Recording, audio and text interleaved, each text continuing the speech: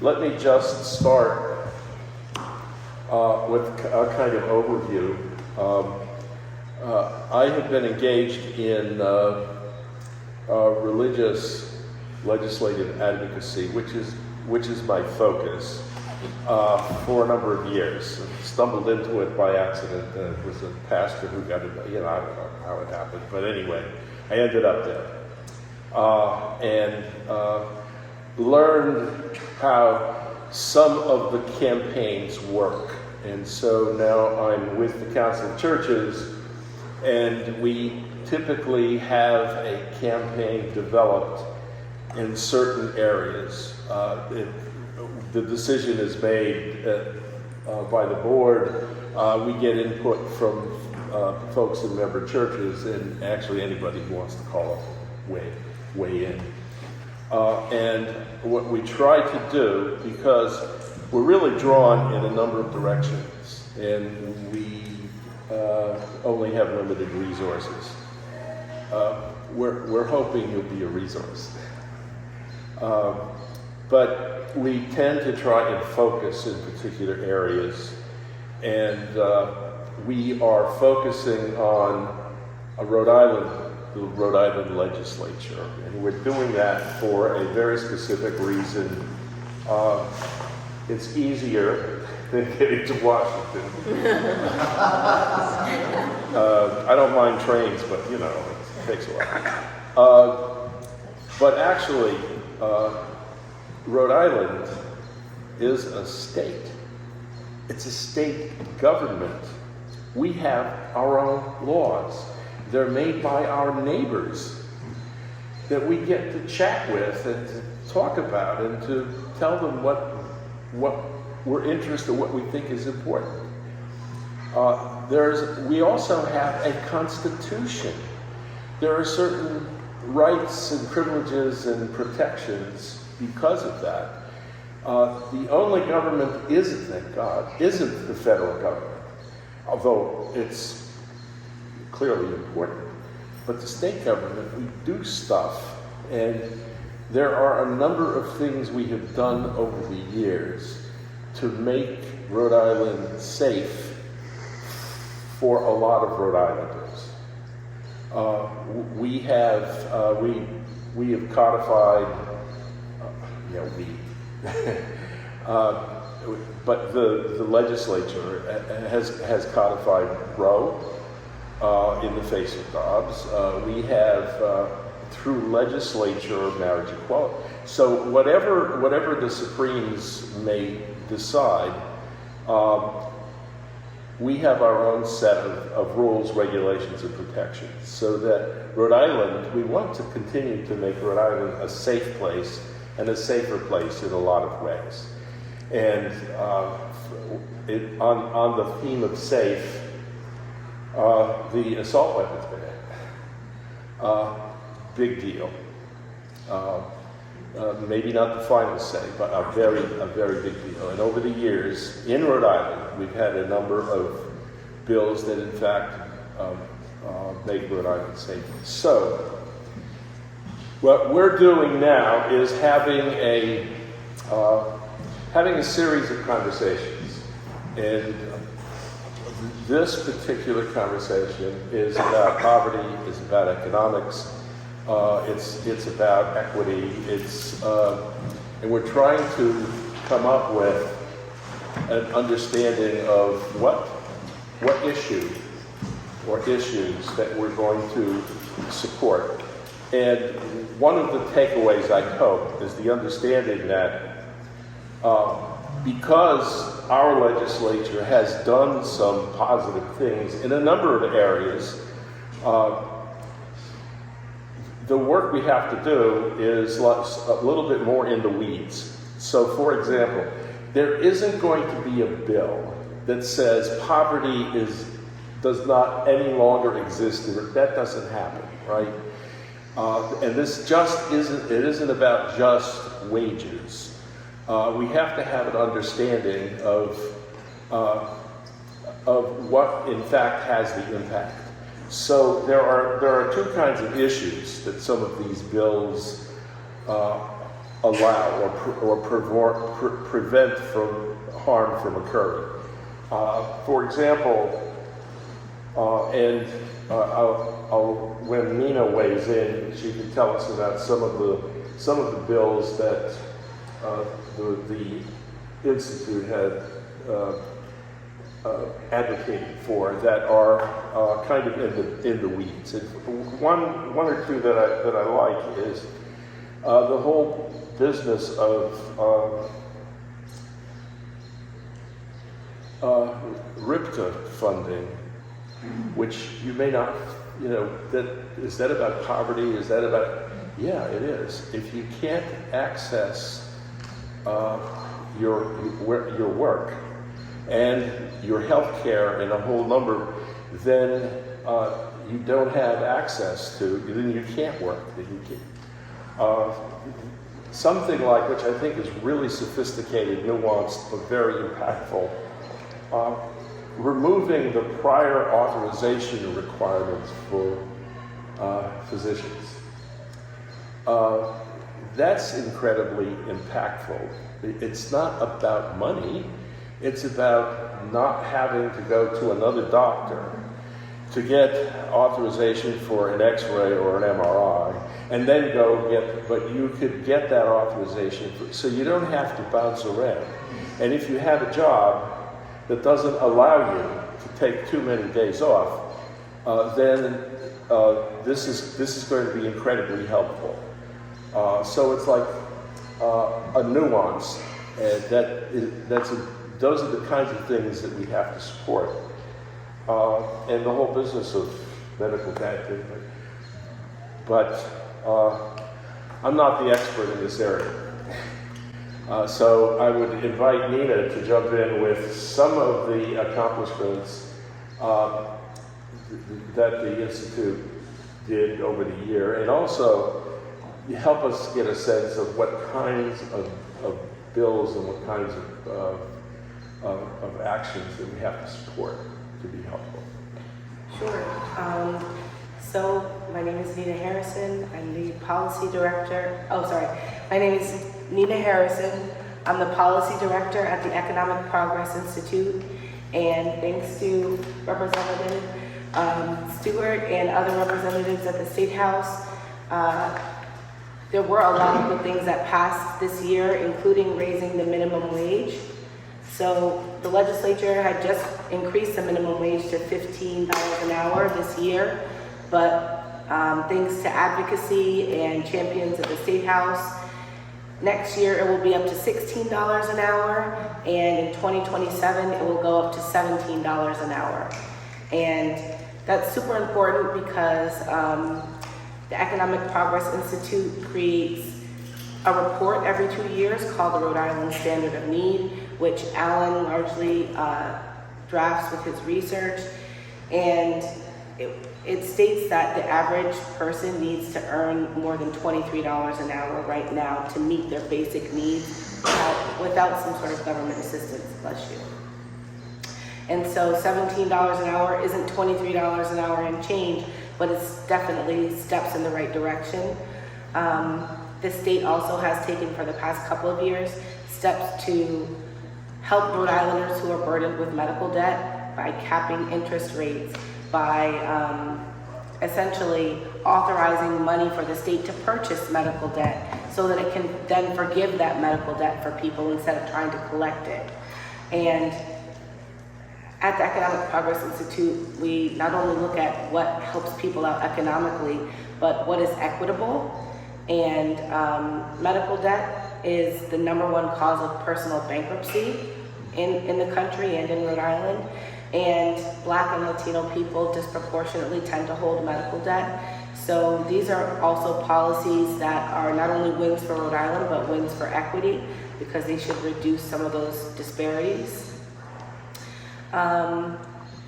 We also had a big win in the tax department. It wasn't the millionaire's tax or the top 1% tax that EPI had been fighting for, but the state did pass a law to tax essentially vacation homes, very expensive vacation homes where the owner is not living in the home. There'll be an additional tax on those homes, and I believe that's going towards affordable housing. And a lot of those people who own those expensive vacation homes don't even live in Rhode Island most of the year or full time. So it's not necessarily harming Rhode Island residents, but it is bringing more revenue into the state. So a lot of good things did happen this year. We definitely have a lot more to do. Another huge win was the state, after like 15 years of advocacy from API and other groups, the state basically limited payday lenders. The rest of the state lenders were already subject to an interest rate cap, but there was a loophole for payday lenders that allowed them to charge up to about 260% APR. That would really, it trapped people in cycles of debt, really harmed families. Could I just jump in on that? Because Sure. that was a big deal. That's been around for, I don't know, 15 years.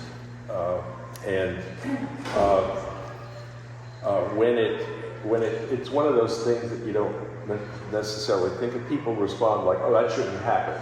Well, but it does. And we can do something to fix it. What the council tries to do is to cooperate with another secular advocacy agency, because often they have the experts on the finance and the issues, and they may have the lawyers, and we try to advocate for just a piece. And when this issue came up this year, I said to Jeremy, "Oh, not this. Where's this going to go?" Well, surprise, it passed. Yeah, and thanks to your help, we had a protest, with a lot of people from like the Interfaith Coalition Against Poverty came out. We protested in front of a storefront payday lender, just trying to increase the pressure to pass this bill. And we consider it a huge win. Rhode Island was the last state in New England that still allowed this kind of lending, and Senator Reed has been a big champion in DC of trying to limit payday lending, and he already was successful in getting it banned for members of the military because it's just so harmful. So, and again, like you said, you think, oh, not this again, where's it gonna go?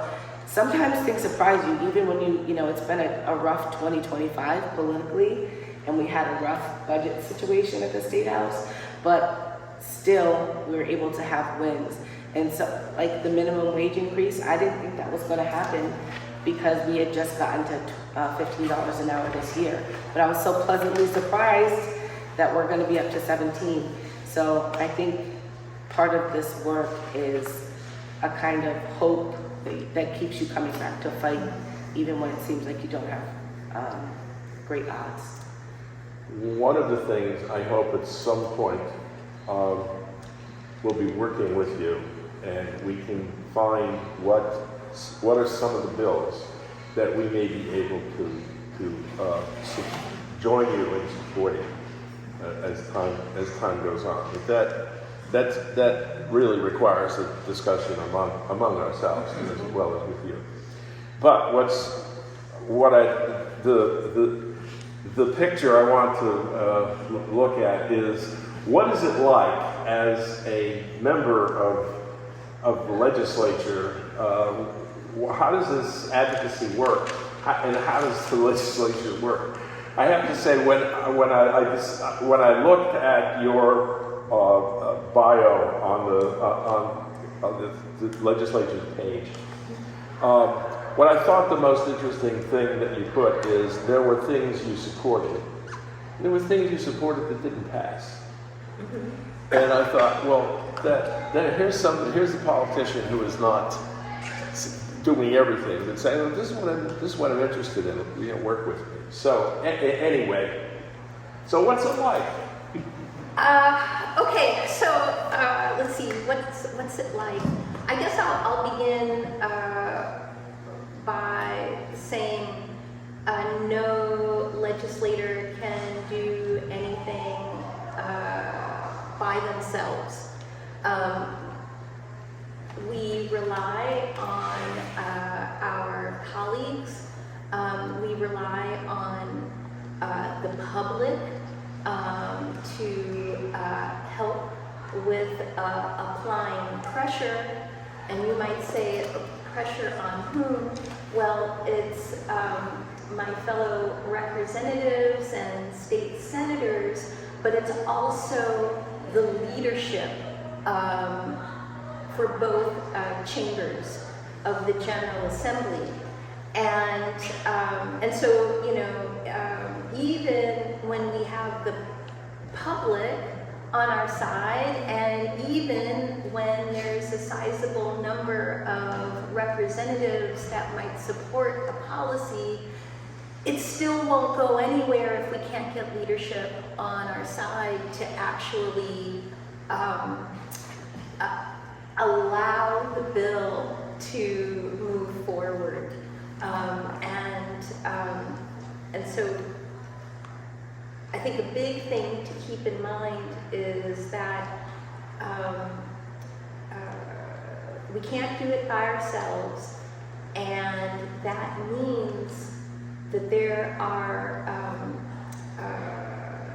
leverage points where you can be really impactful, particularly in Rhode Island, where the State House is centrally located and for the most part accessible, and where there are so few of us, right, that when you do put your voice forward in support of something, and importantly against something, chances are you will get our attention, right, and influence us. It may not be on the timeline that we would prefer, right? So there are some pieces of legislation that kind of miraculously move very quickly and don't have to go through many years of being held for further study at the committee level. And then there are some things that, you know, are basically a 10-year project, a 15-year project. There are some pieces of legislation that deal with a different kind of economic justice. For example, the percentage income payment plan, known as PIP, which would allow low-income Rhode Islanders to pay a percentage of their income for their utilities to ensure they have access to you know, things like electricity. That's something that has not moved despite over 10 years of advocacy, which mobilizes folks to come out to the State House and speak on behalf of the bill. So, yeah, maybe I'll limit it there to see what kind of questions there are, but I will maybe say a couple of things related to some of the earlier remarks. You brought up RIPTA, and you know, we're thinking about economic equity, we're thinking about things like economic justice, and I would say, well, of course we want an accessible, fully funded RIPTA, but one of the issues that's related to that, which I think brings the issues of justice and equity into relief, I think it's a really great area for us to think about with respect to poverty, is what kind of costs are we placing on the poor, right? So if you rely on RIPTA, and we're in a year where the hole that RIPTA is in financially is bad, but maybe not as bad as it could have been, and there are service cuts, you know, but RIPTA is still in operation. Well, what does that mean for the people who take RIPTA? It means that we're placing on those folks more time costs, right? There's going to be fewer buses, more time in between. We're asking folks to spend more of their time worrying about and dealing with their transportation challenges. And so, you know, as we think about these economic justice issues, I think it's important for us to consider the ways in which our various policy choices can end up piling on in a variety of ways on,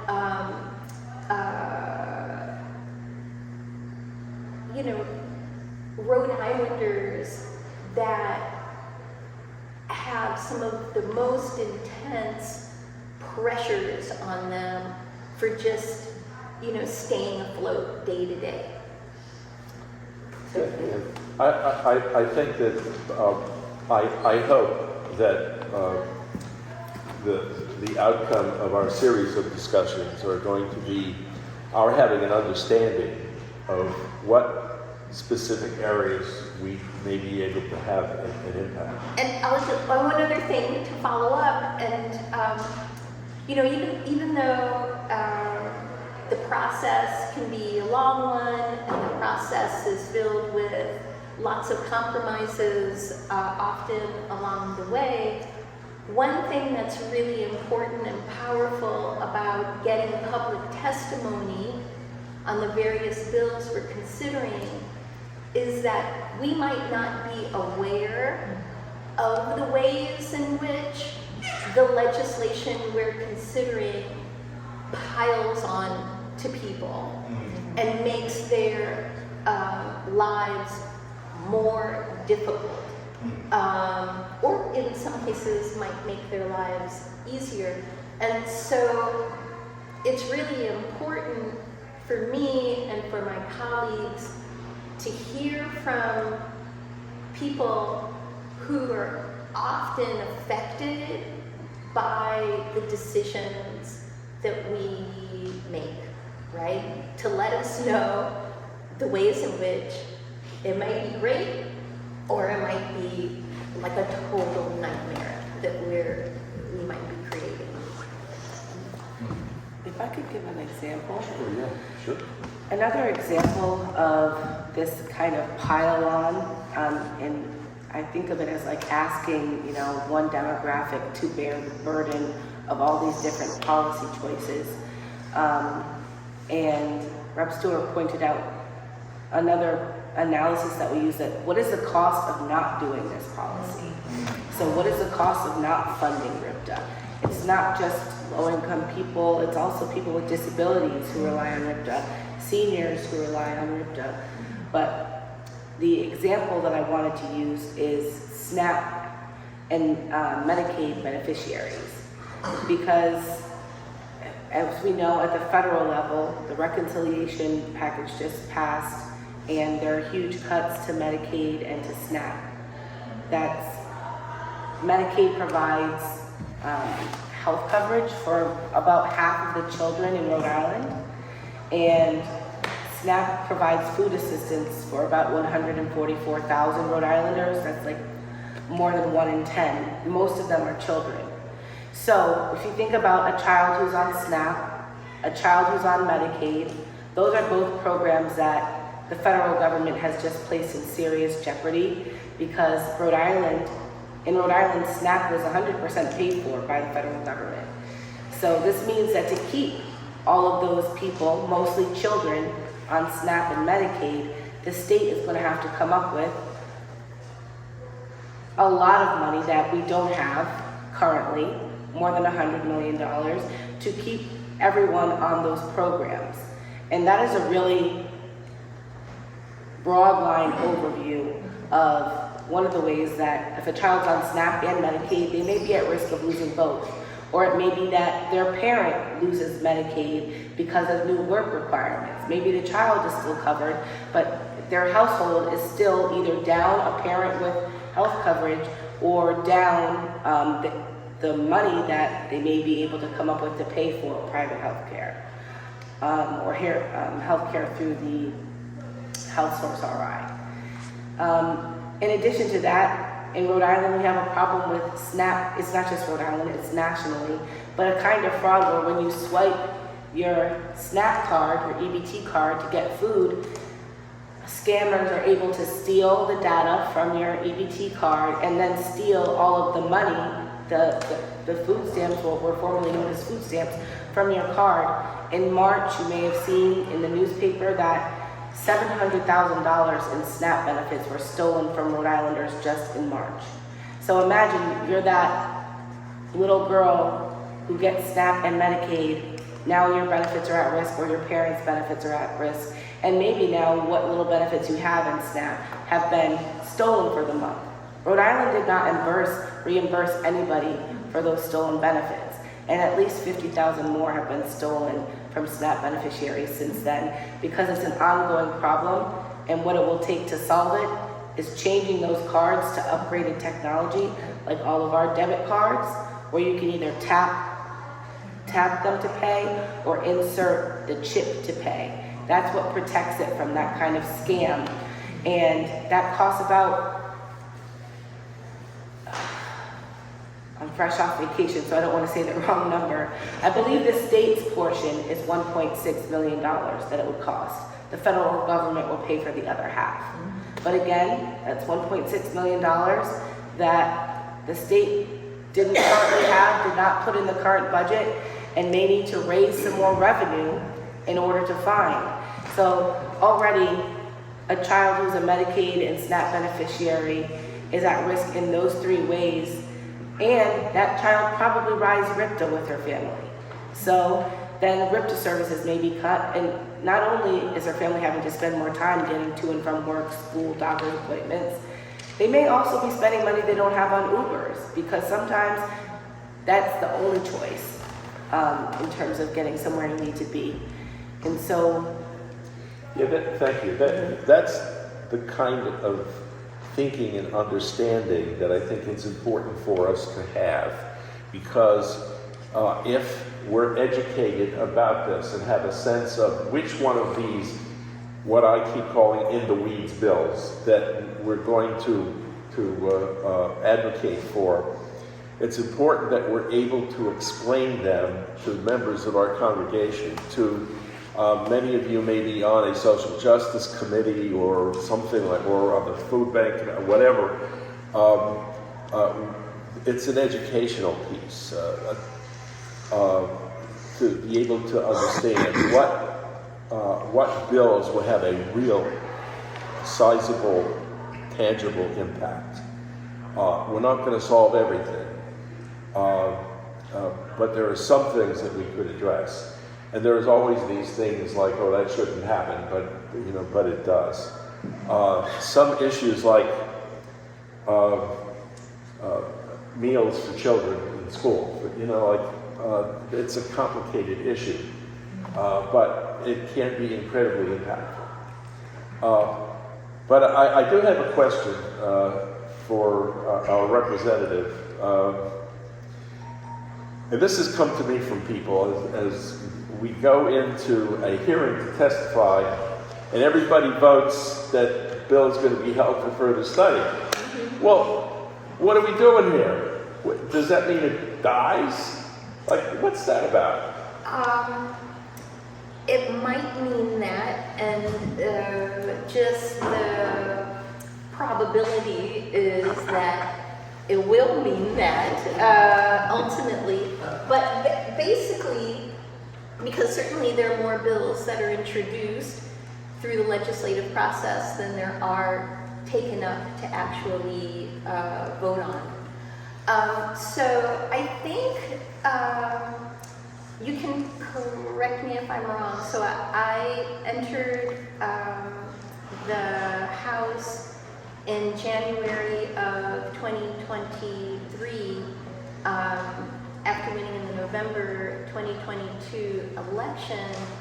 And I don't recall prior to 2023, like the committee meetings beginning with that statement that every committee meeting begins with, certainly since I've been on part of the House, about bills being held for further study and the meaning of that, sort of the official take on the meaning of that, which is it's a more of a procedural, administrative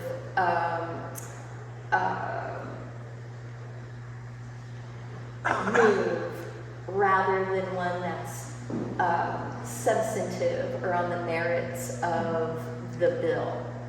So basically, what happens at that time is that no decisions, that's basically saying no decisions are going to be made in that committee meeting, in that room, on what people will testify on, so what's up for consideration. And that instead, all of that feedback and testimony and whatnot will be sort of taken in and decisions will be made at a later date about whether that bill lives in the sense that it will be brought up for a vote to get out of committee. That usually happens at some later time after a hearing. It can be weeks later, it can be months later, right? Unless it's a really important bill and it's on the last day. Well, that's months later, right? I mean, that's months later after we've had a hearing on a bill, let's say in early February, and it's held for further study until the last days of the session when it's voted out of committee and allowed on the floor. Sometimes what happens is that things are voted out of committee relatively soon and early, but then still held for a long time before it's scheduled to go on the floor. But I don't want to keep talking. Well, can we welcome our congressman from the 1st District, Rhode Island, to join in the conversation? Sure. You give me instructions.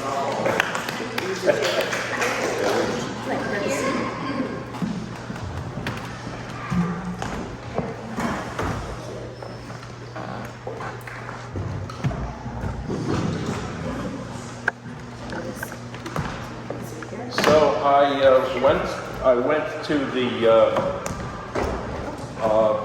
congressman's website to try and figure out what I should say. What I should say to introduce him, and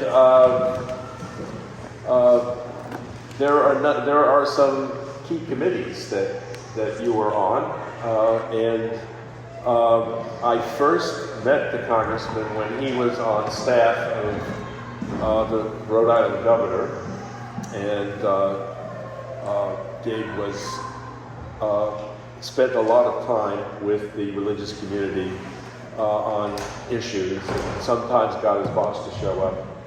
Which one? Gina. Governor Armando.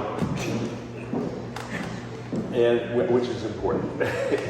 And then went to Washington to work at the White House, Biden.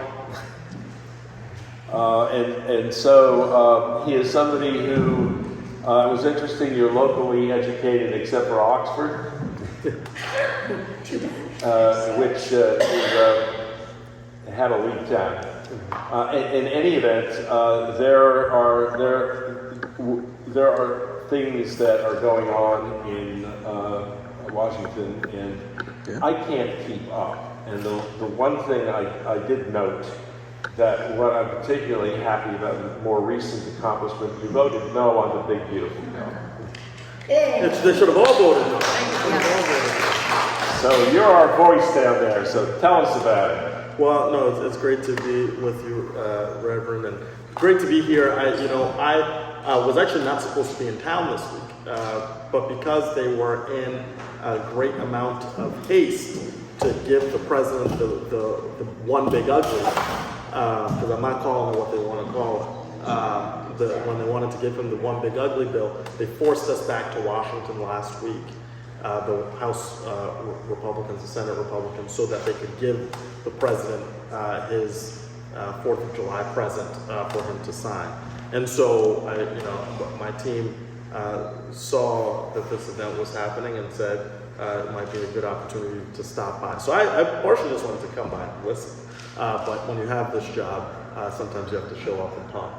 And I won't go on too long because I come here with a great amount of humility for the moment that we're in. For all the Matthew 25 warriors out there, that a lot of what has happened in the last few weeks in Washington has run counter to those who profess a concern for their fellow American.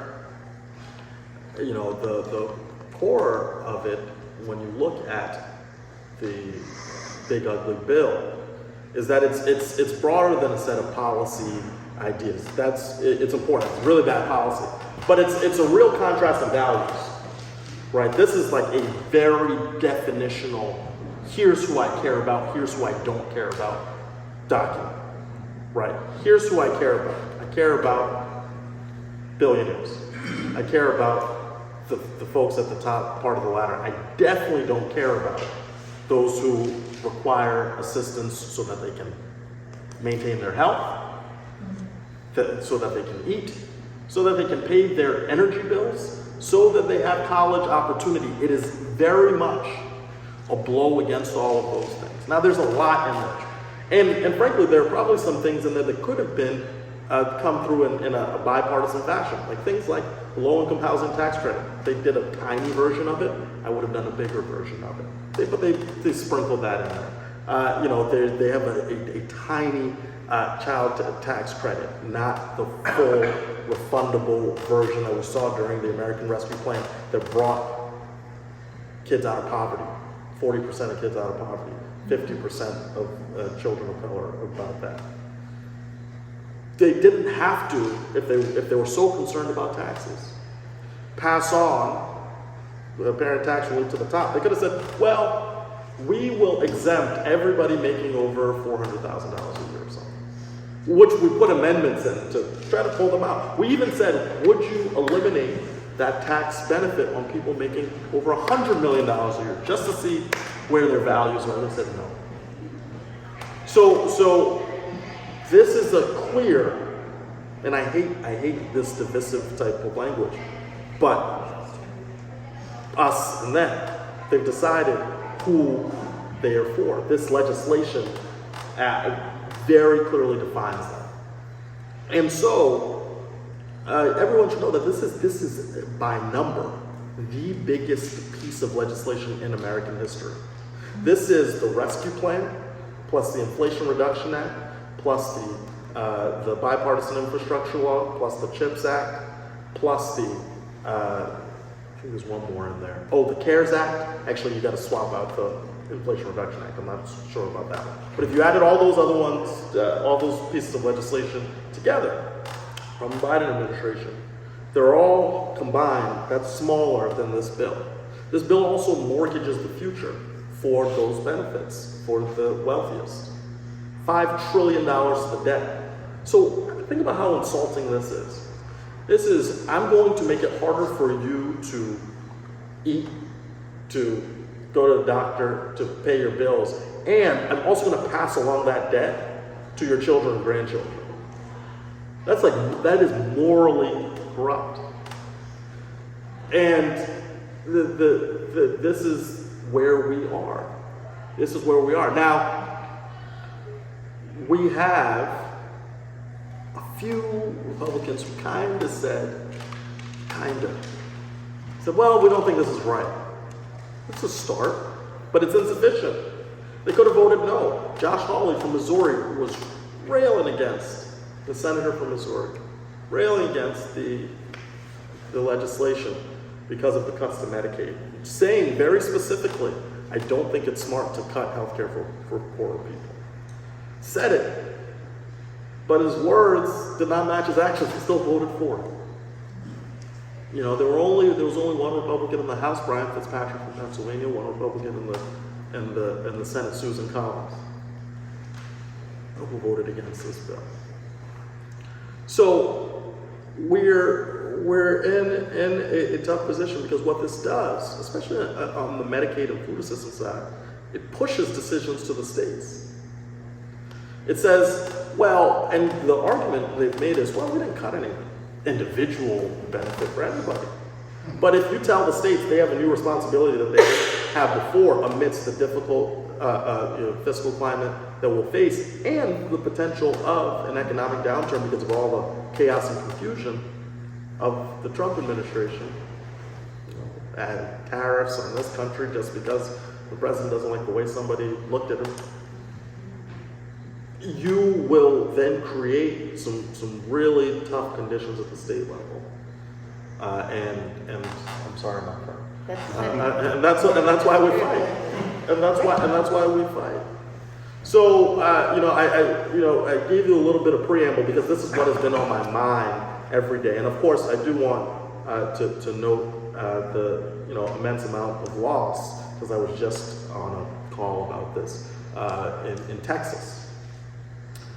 That, again, is part of this, I think we will come to see as part of a failure of government to do everything that it can to look after its people, because I serve on the Science, Space, and Technology Committee, one of my 3 committees. I serve on the Budget Committee, so I spent a lot of time with the ugly bill, and I'm also on the Foreign Affairs Committee. But on the Science Committee, I'm on the subcommittee that oversees the National Weather Service that has been gutted, 15% of the personnel cut. What do a lot of those people do? They help us predict and anticipate bad things from happening. What is the motivation behind cutting those functions? I can't think of anything good. So that's the challenge. And I talk with a lot of people every day, and the central question is, Gabe, what are you going to do? And I always walk right into it because I think it's important. I'm not going to hide from that part of this. But there are consequences to elections. I do want to start with the civics part of this. When you don't have a majority in the House, a majority in the Senate, or the White House, you don't control any part of government, it is incredibly difficult to advance the values-based mandate that you have from the people at home. You struggle with that, but you have a few tools that you can never take away. 1, your own voice. 2, the voice of the people that you represent.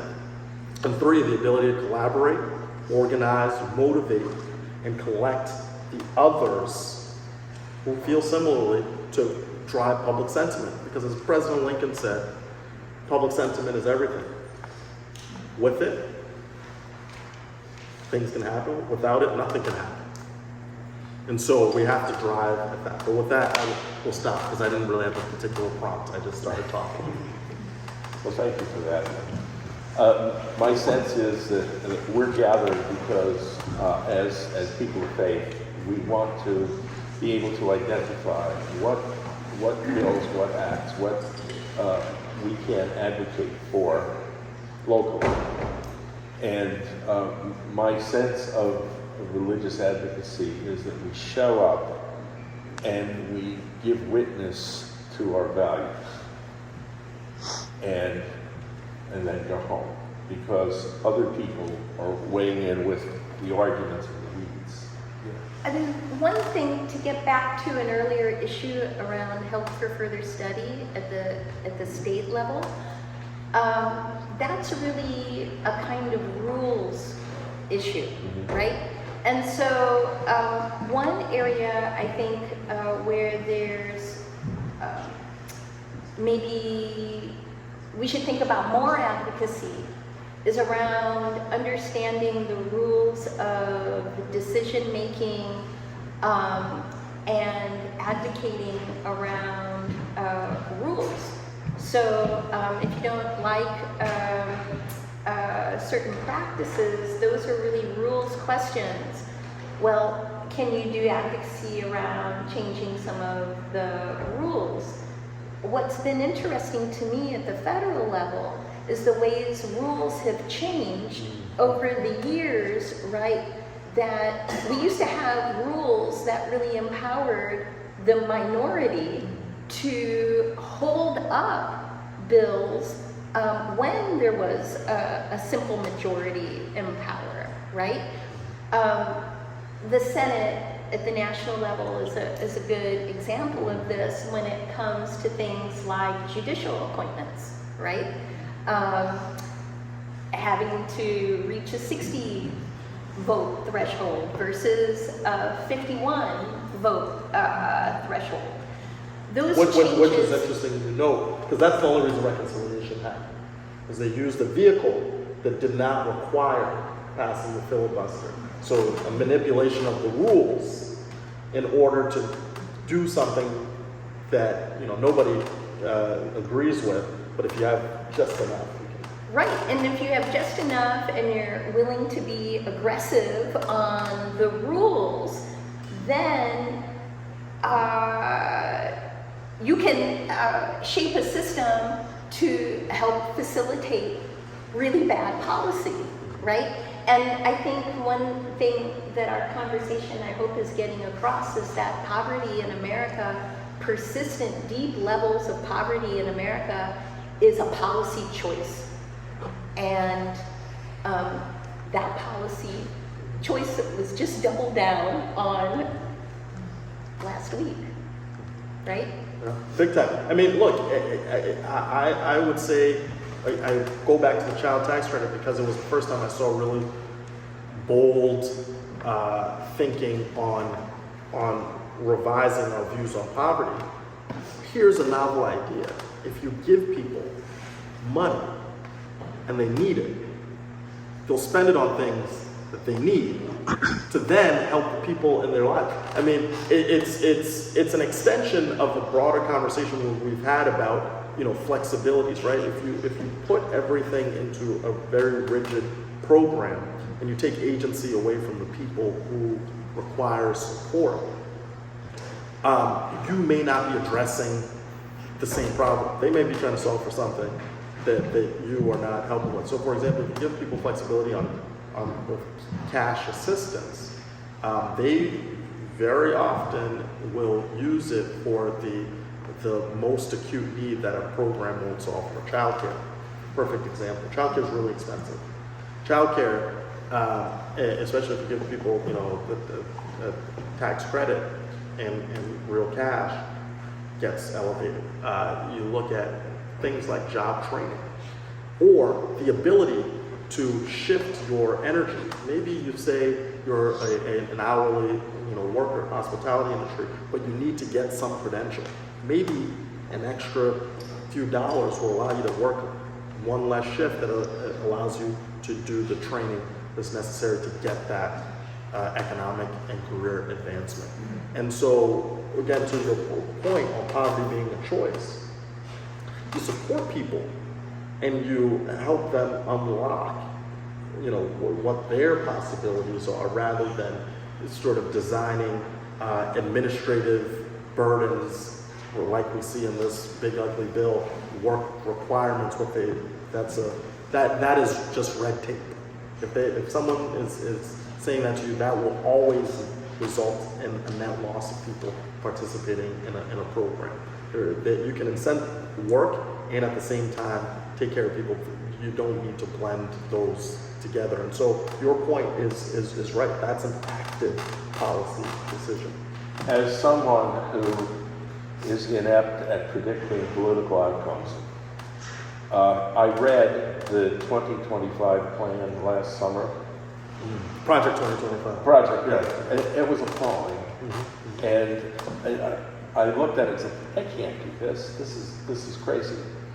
But there is a belief system that goes with it that was even more appalling than some of the specifics. And it's like anti-humanistic, let alone anti-religious. And there's a lot of pain. Now that it's being implemented, there's a lot of pain because of that. And my sense is that that's not us. And I'm happy that you're there as a voice of the values of Rhode Island, to be able to do whatever, to speak out, to convince whoever, to stand up for whatever you can. And hopefully, it would be great to have you in the majority. Yeah. But look, I think that's the biggest thing. But we should use this time, and I'm trying to spend a lot of my time thinking about, all right, well, where you're not in the majority, what do you want to do when you get it? And what sorts of things can you champion? One of the things that I talk a lot about is the fragility of Social Security in this country. The reason I talk about it is it has a values-based component to it, which is we believe in this country, and at least the statement I would put forward is we believe in this country that in your later years you should not be in poverty. Now, we have done nothing to fortify that promise of the program, right? The base benefit hasn't really increased since 1971. Literally 1971. There's a cost of living adjustment that you see that hasn't actually increased. The formula to calculate Social Security is based on what I think is an antiquated formula that doesn't account what the current basket of goods for a senior may be, right? You see the high cost of prescription drugs. Housing isn't really accounted for adequately. There are some issues with that.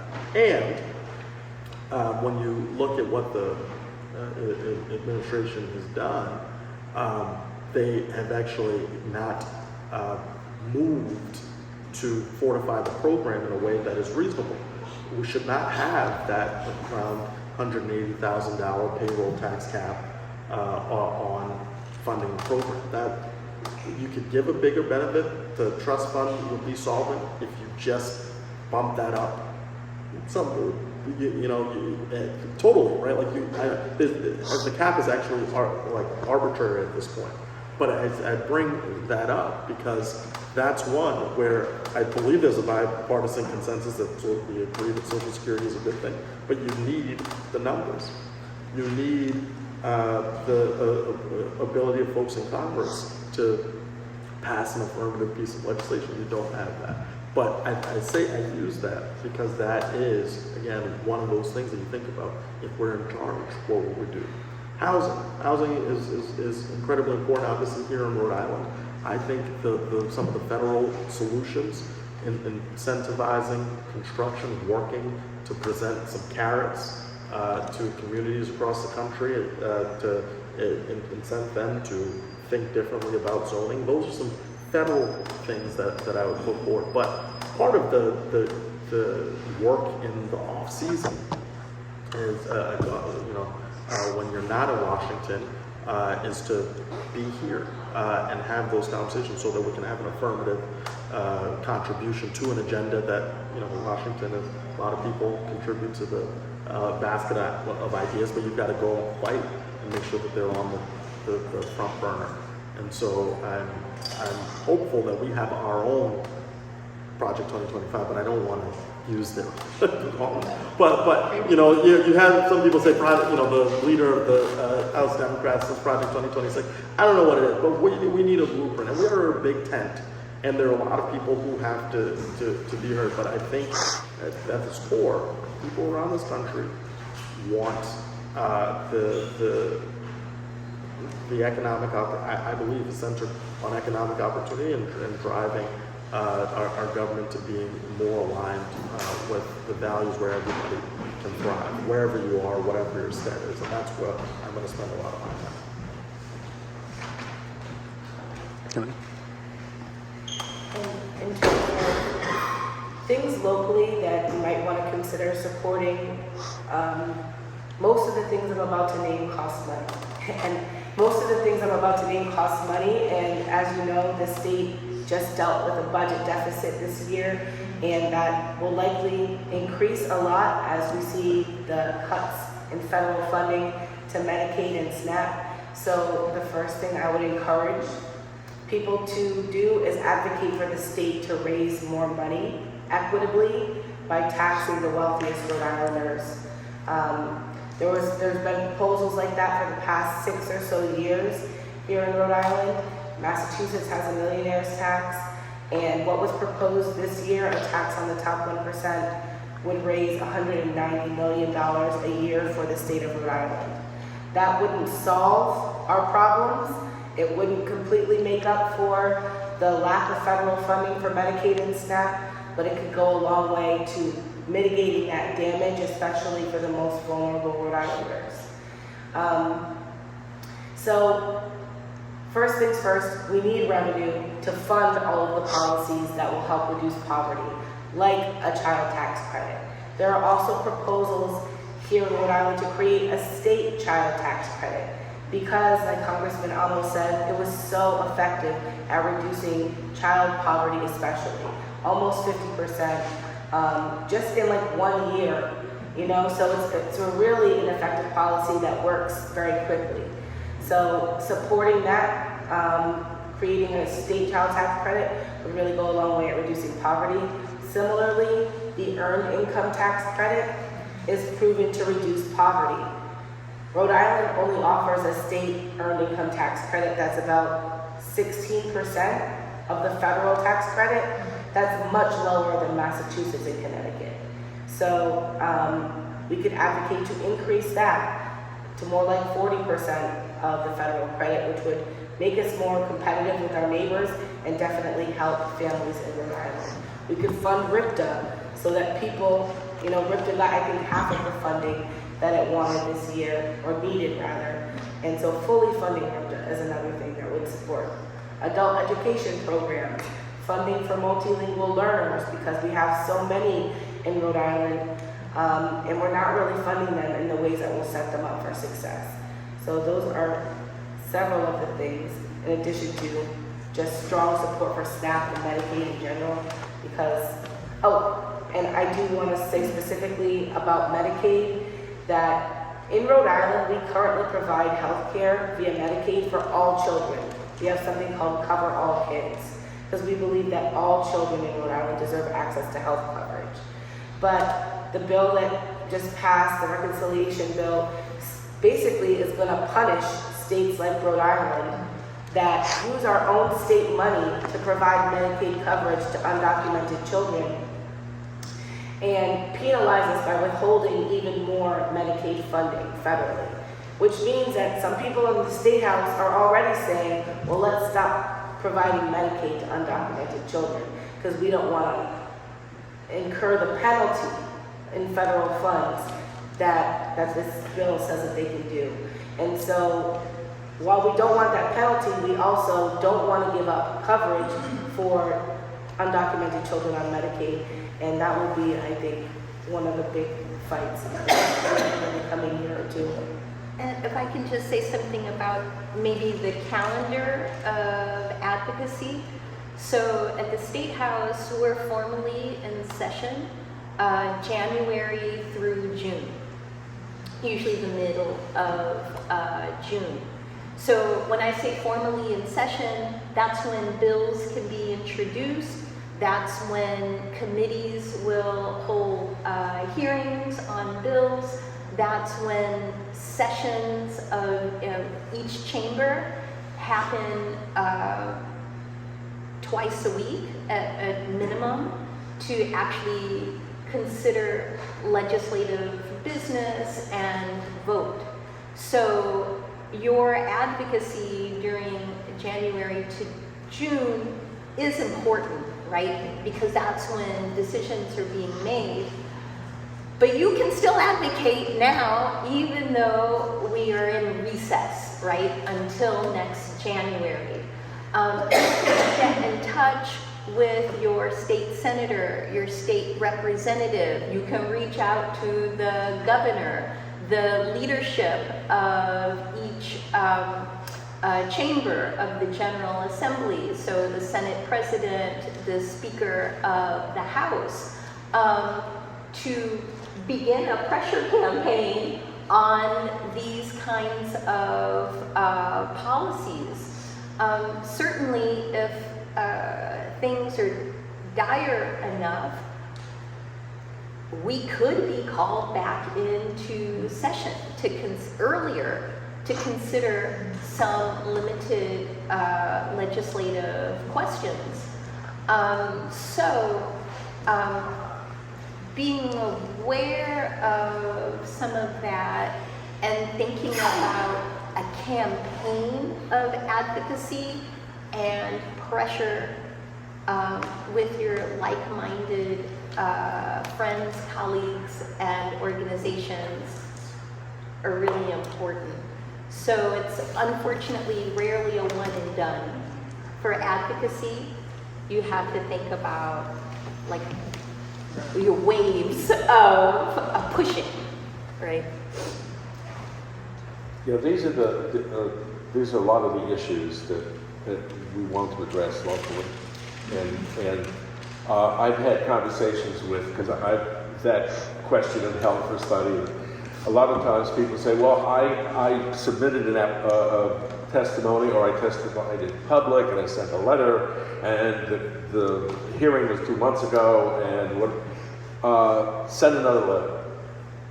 So, well, but they already read, it doesn't matter. You're making a statement again that this is important. A lot of the discussions have occurred, and it's a question of politically, or is leadership, do they know that there's real support? Send your letter to them too, right? Send your letter to us, but you can send your letter directly to the leadership of the General Assembly as well. And so you have to think also about, sometimes you need to send your letter to the governor, right? Because sometimes the governor might not like certain legislation, and even if it passes in the General Assembly, it may not be signed into law. So, you have to think about it at these different sort of levels of involvement in activism. At this point, let me pull in our executive bench. I do want to honor our time. So before we thank our panel, just let me say, the Council of Churches. I came on board the Council of Churches in 2023. We've had a long history. My predecessor Jim Miller snuck in the back at some point today. The Council of Churches started 80 years ago because of poverty. That's where we started during the Depression. Great Depression. And I tell folks, it's not our job to despair. We don't have time for that, right? Because we also have another set of faith commitments that don't let us do that. Right? But we also need you. So since 2023, the Council of Churches has added all of Rhode Island's 10 denominations back to the Council. That includes the Episcopal Diocese of Rhode Island, our Methodist colleagues, our Presbyterian colleagues, our Unitarian colleagues, our Baptist colleagues, our on and on, right? And that means that we have already begun the work of convening Rhode Island's faith leaders together to talk about this, to strategize. Since January, in January we started with 9 congregational members. We have 26 now, 4 more considering. So the question for me is your congregation a part of the council's work? Just this last week, Barrington Congregational came back into council. This last year at the State House, the council had more representatives there than we've had in a long time. Not just me and Gene, but I'm sure they get tired of hearing from me and Gene. Mark was there representing us. Sarah was there representing us. Jared was there representing us. Jamie Washington was there. The list goes on and on and on. Right? So the reality is, this is a movement that we have to build together, and we have to get past this parochial nature of Rhode Island. Those of you who are locals, you understand. Maybe you don't see it. I'm not a local, so when I walked in, I was like, whoa! How is it that South County feels like a different state? It's just 20 minutes away. Right? how does Barrington feel like another country? It's not. It's just like 15 minutes that way. So I haven't figured this out yet, but I'm persuaded that if we're going to do this together, we have to figure this out in the room together. So October 4th, we are gathering all congregational members, their pastors, their priests, their social justice leaders, everybody. We're bringing in the governing board. We're going to be bringing in experts from across the state. We're going to be focusing on the council priorities. You all know we're suing the Department of Homeland Security right now over immigration. We feel that's good work. We are fighting Christian nationalists. We have them in Rhode Island. But you know we now have congregations in Smithfield and Burrowville and Westerly. All right? Because we have to work together and we have to show up for each other. So I'm just putting a check mark on all the things that have been said, and that in order for us to move this forward, that's what the council does, is to collectively gather. So is your congregation in the council? Right? Are you coming on October 4th? Right? Are you in the room with us? Do we know what's impacting you? Oftentimes we don't even know. Because no one has told us. So that's my pitch. So thank you for coming. Can we please thank our panel?